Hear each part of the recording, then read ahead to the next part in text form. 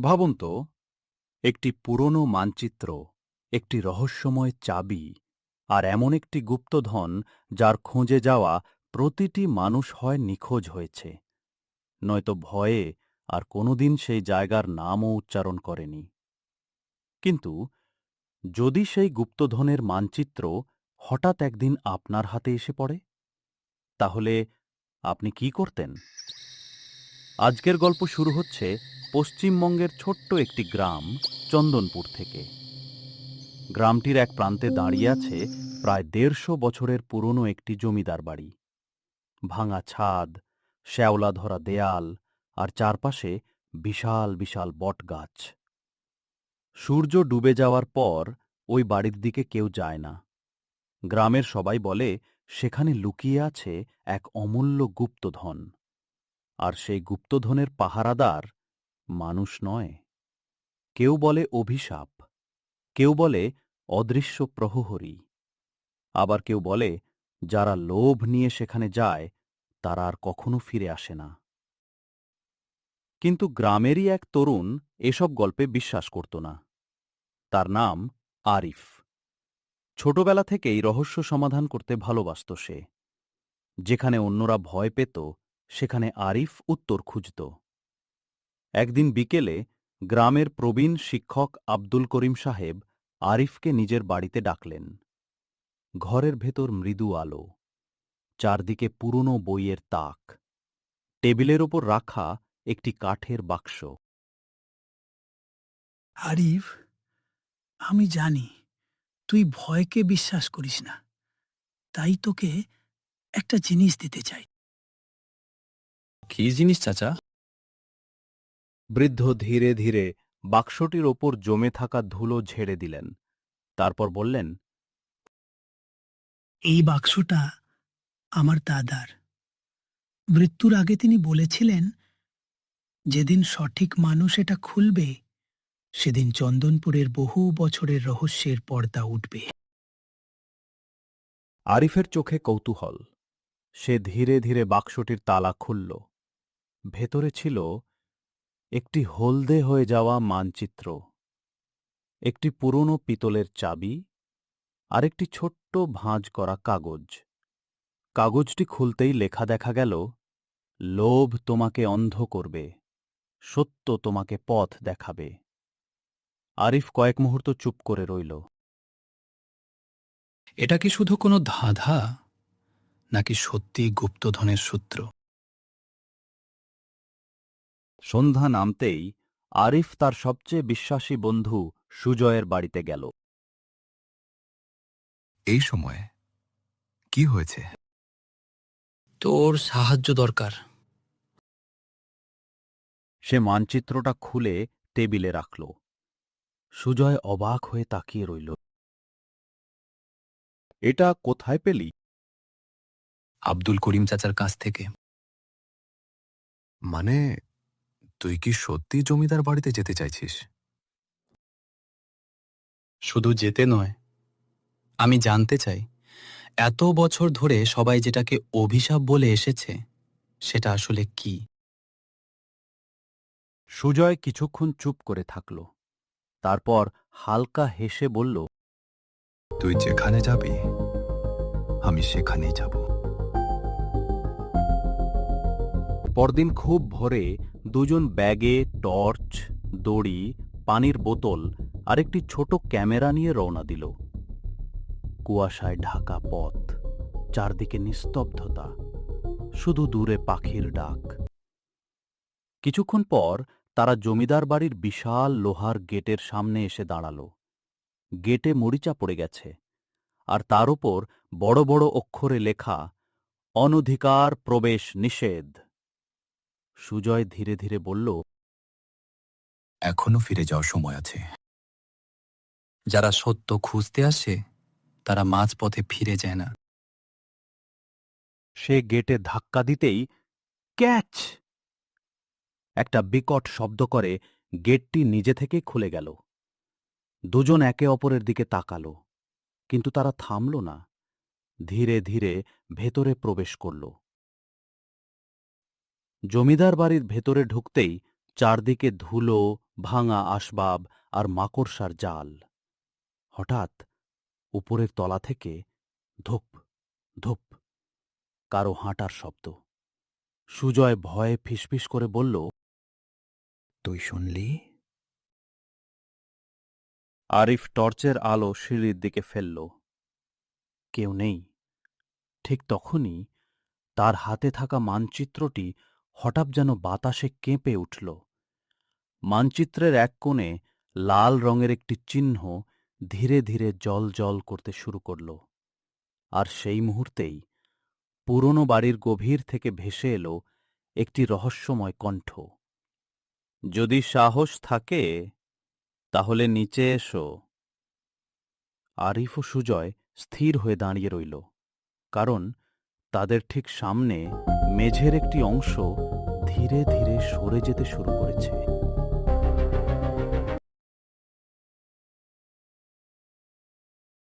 পুরনো জমিদার বাড়ির মেঝে ধীরে ধীরে সরে যেতে লাগল।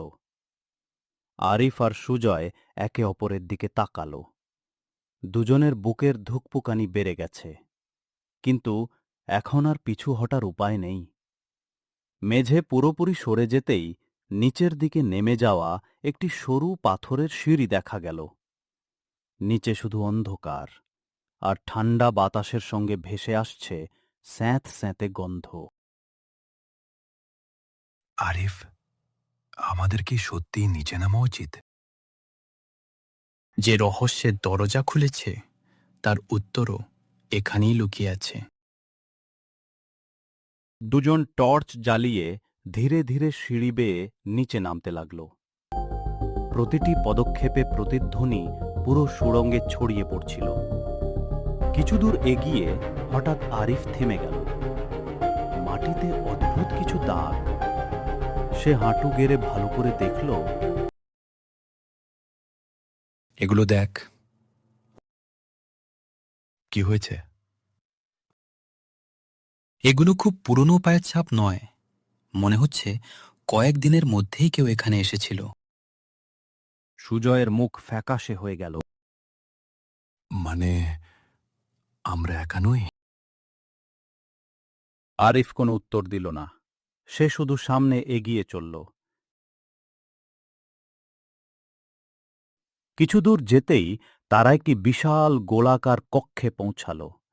ঘরের চারপাশে পাথরের স্তম্ভ, মাঝখানে একটি পাথরের বেদি। বেদির ওপর একটি ধাতব ফলক। ফলকে লেখা, যে জ্ঞানকে সম্মান করে পথ তার জন্য খুলে যায়। তার নিচে 3টি পাথরের হাতল। প্রথমটিতে খোদাই করা লোভ, দ্বিতীয়টিতে ভয়, তৃতীয়টিতে সাহস। কোনটা টানব?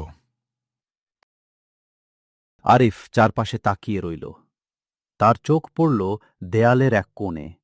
সেখানে ধুলো জমে থাকলেও একটি বাক্য স্পষ্ট দেখা যাচ্ছে, ভয় মানুষকে থামায়, লোভ মানুষকে ধ্বংস করে। আরিফ মৃদু হেসে বলল, উত্তর পেয়ে গেছি। সে ধীরে ধীরে সাহস লেখা হাতলটি টেনে ধরল। মুহূর্তের মধ্যেই সামনের পাথরের দেয়াল সরে যেতে লাগল। একটি নতুন পথ খুলে গেল। দুজন সেই পথে এগিয়ে গেল। হঠাৎ সুজয়ের টর্চের আলো নিভে গেল। আরে, টর্চটা কেন বন্ধ হয়ে গেল? ঠিক তখনই দূরে একটা ক্ষীণ আলো দেখা গেল। মনে হচ্ছিল কেউ একজন হাতে লণ্ঠন নিয়ে হাঁটছে। ওটা কে? আরিফ দ্রুত নিজের টর্চের আলো ফেলল, কিন্তু আলোটি মিলিয়ে গেল। চারপাশ আবার অন্ধকার। দুজন কয়েক সেকেন্ড নিশ্চুপ দাঁড়িয়ে রইল। এরপর আরিফ মাটির দিকে তাকিয়ে বললে, ভূত হলে পায়ের ছাপ থাকতো না। সে আলো দেখা যাওয়ার জায়গায় গিয়ে দেখল একটি আধুনিক ব্যাটারি।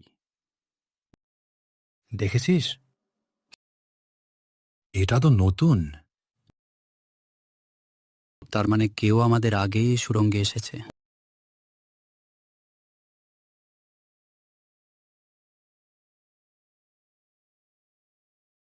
তারা আরও সামনে এগোতেই একটি সরু সেতু চোখে পড়ল। সেতুর নিচে গভীর খাদ, সামনে লেখা, একসঙ্গে নয়, একজন করে পার হ। সুজয় প্রথমে যেতে চাইল, কিন্তু মাঝপথে পৌঁছাতেই সেতু দুলতে শুরু করল। সে ভয়ে চিৎকার করে উঠল। আরিফ, আমি পড়ে যাব। স্থির থাক, নিচের দিকে তাকাস না, ধীরে ধীরে সামনে এগো। সুজয় সাহস করে এক এক পা ফেলতে লাগল। অবশেষে সে নিরাপদে ওপারে পৌঁছে গেল। এরপর আরিফও সেতু পার হল। দুজনই হাঁপ ছেড়ে বাঁচল। ঠিক তখনই পেছন থেকে ভেসে এলো মানুষের কণ্ঠ। তোমরা ভাবছো শুধু তোমরাই মানচিত্র পেয়েছো? আরিফ আর সুজয় দ্রুত ঘুরে দাঁড়াল। টর্চের আলো ফেলতেই দেখা গেল কালো পোশাক পরা ৩ জন মুখোশধারী লোক। তাদের একজনের হাতে ঠিক আরিফের মানচিত্রের মতো আরেকটি পুরনো কাগজ। লোকটি ধীরে ধীরে হেসে বলল, অনেক বছর ধরে আমরা এই গুপ্তধনের খোঁজ করছি। তোমরা কারা? লোকটি উত্তর দিল না। সে শুধু বলল, গুপ্তধন আমাদের, আর তোমরা আমাদের পথ দেখানোর জন্যই এখানে এসেছ। মুহূর্তের মধ্যে সুড়ঙ্গের দরজা বন্ধ হয়ে গেল। চারদিক অন্ধকার। আরিফ বুঝতে পারল, এখন থেকে শুধু গুপ্তধনের রহস্য নয়, নিজেদের জীবন বাঁচানোর লড়াইও শুরু হয়েছে।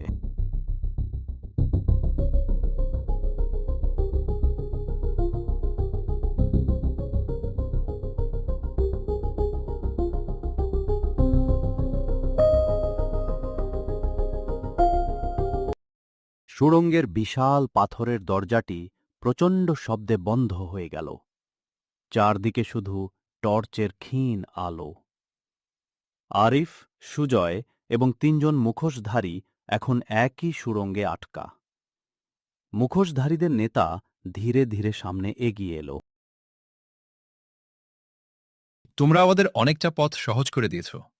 এবার মানচিত্রটা দাও। তোমরা আসলে কারা?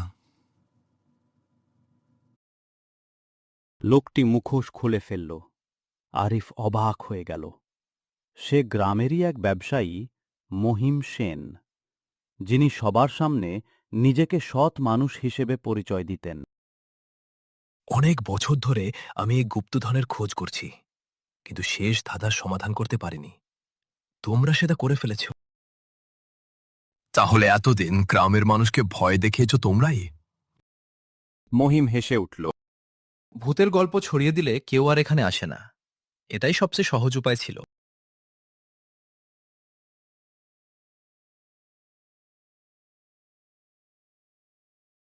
ঠিক তখনই আরিফের চোখ পড়ল সুড়ঙ্গের দেয়ালে খোদাই করা একটি চিহ্নে। একই চিহ্নটি সে মানচিত্রেও দেখেছিল। সে বুঝতে পারল, এটি একটি গোপন যন্ত্রের সংকেত। মহিম আর তার লোকেরা মানচিত্র কেড়ে নিতে ব্যস্ত। সেই সুযোগে আরিফ চুপচাপ দেয়ালের পাথরটি চাপ দিল।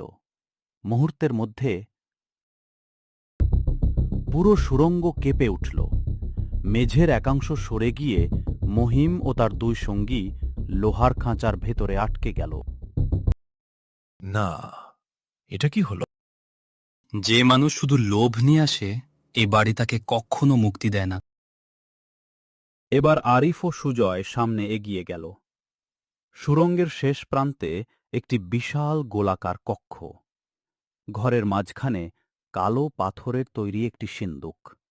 সিন্দুকের ওপর লেখা, শেষ উত্তরটি হৃদয় দিয়ে দাও। তার নিচে একটি প্রশ্ন, সবচেয়ে বড় সম্পদ কি? পাশে ৩টি উত্তর খোদাই করা, সোনা, ক্ষমতা, সততা। এটা তো খুব সহজ। সহজ বলে অনেকেই ভুল করে। সে ধীরে ধীরে সততা লেখা পাথরটি স্পর্শ করল। সঙ্গে সঙ্গে সিন্দুকের তালা খুলে গেল। দুজন আগ্রহ নিয়ে সিন্দুকের ভেতরে তাকাল। ভেতরে কিছু সোনার মুদ্রা ছিল, কিন্তু তার থেকেও মূল্যবান ছিল একটি চামড়ার মোড়ানো ডায়েরি। ডায়েরির প্রথম পাতায় লেখা, যে এই ধন খুঁজে পেয়েছ, জেনে রাখো, এটি কোনো ব্যক্তির সম্পত্তি নয়। এটি চন্দনপুর গ্রামের মানুষের ভবিষ্যতের জন্য রেখে যাওয়া হয়েছে। যদি লোভে অন্ধ হও, এই ধন তোমার সর্বনাশ ডেকে আনবে। যদি মানুষের উপকারে ব্যবহার করো, তবেই তুমি এই ধনের প্রকৃত অধিকারী। আরিফ কিছুক্ষণ নীরবে ডায়েরির দিকে তাকিয়ে রইল। তারপর বলল, এই সম্পদ আমাদের নয়, এটা গ্রামের। সুজয় মাথা নাড়ল। ঠিক বলেছিস। ওদিকে মহিম খাঁচা থেকে বের হওয়ার চেষ্টা করছিল। ঠিক তখনই বাইরে থেকে পুলিশের কণ্ঠ শোনা গেল। আসলে বাড়িতে ঢোকার আগে আরিফ নিজের নিরাপত্তার জন্য এক পরিচিত পুলিশ কর্মকর্তার কাছে নিজের অবস্থান ও পরিকল্পনার তথ্য পাঠিয়ে রেখেছিল। অনেকক্ষণ যোগাযোগ না পাওয়ায় পুলিশ জমিদার বাড়িতে পৌঁছে যায়। তারা গোপন পথ খুঁজে সুড়ঙ্গে নেমে মহিম ও তার সঙ্গীদের গ্রেপ্তার করল। মহিম মাথা নিচু করে দাঁড়িয়ে রইল। কয়েক মাস পরে চন্দনপুর গ্রামে একটি নতুন স্কুল তৈরি হল। পুরনো স্বাস্থ্যকেন্দ্র সংস্কার করা হল। একটি বড় লাইব্রেরিও গড়ে উঠল, সবই সেই গুপ্তধনের অর্থ দিয়ে। গ্রামের মানুষ আর জমিদার বাড়িকে ভয়ের জায়গা হিসেবে নয়, ইতিহাসের অংশ হিসেবে দেখতে শুরু করল। কিন্তু একদিন সন্ধ্যায় আরিফ আবার সেই পুরনো ডায়েরিটি পড়ছিল। হঠাৎ একটি আলগা পৃষ্ঠা নিচে পড়ে গেল। সে পৃষ্ঠাটি খুলতেই দেখতে পেল একটি নতুন মানচিত্র, আর তার নিচে লেখা মাত্র একটি বাক্য, চন্দনপুর ছিল প্রথম পরীক্ষা, আসল রহস্য অপেক্ষা করছে কালো পাহাড়ের নিচে। আরিফ বিস্ময়ে সুজয়ের দিকে তাকাল। সুজয় মুচকি হেসে বলল, তাহলে আমাদের অভিযান এখনো শেষ হয়নি? আরিফ মানচিত্রটি ভাঁজ করে ব্যাগে রাখল। তারপর দুজন ধীরে ধীরে জানলার বাইরে তাকাল। দূরে কালো পাহাড়ের ওপর বিদ্যুৎ চমকে উঠল। প্রতিটি গুপ্তধনের শেষে আরেকটি রহস্য অপেক্ষা করে, আর প্রতিটি রহস্যের শুরু হয় একটি প্রশ্ন দিয়ে। আপনি কি সত্য জানার জন্য শেষ পর্যন্ত এগিয়ে যেতে পারবেন? আমাদের চ্যানেলে নতুন মজার মজার গল্প পাওয়ার জন্য অবশ্যই লাইক, কমেন্ট এন্ড সাবস্ক্রাইব করুন।